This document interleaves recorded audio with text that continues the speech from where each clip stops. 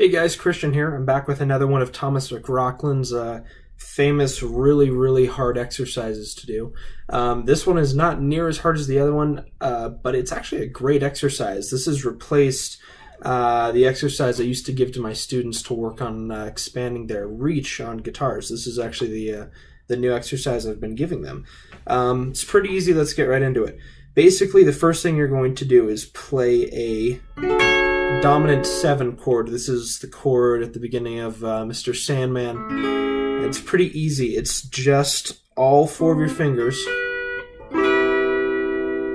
diagonal from each other. So you have one here, the next one goes down a fret, down a fret, down a fret, like that. And I can't remember where exactly he starts on the guitar. It doesn't really matter.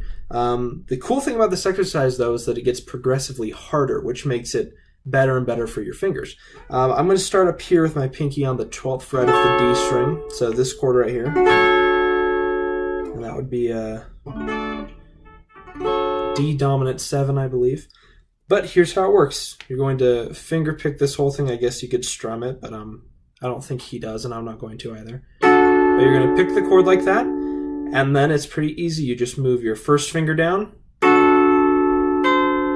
and then your middle finger, and then your ring finger, and then your pinky. And that resets you a fret lower, and then you do it again.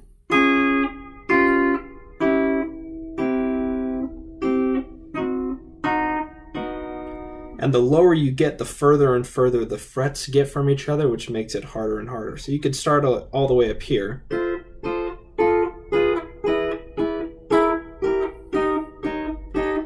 And it's pretty easy, but right about here, that's where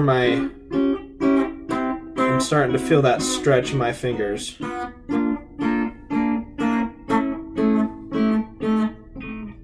Yeah. And it gets harder and harder as you go down. So that's a great exercise that really helps improve your stretch. You know, unless you're John Petrucci, then you can hit whatever you want on a guitar. But yeah, it's a great exercise. And like I said, that's one that's started to replace the exercise I used to give all my students to work on this.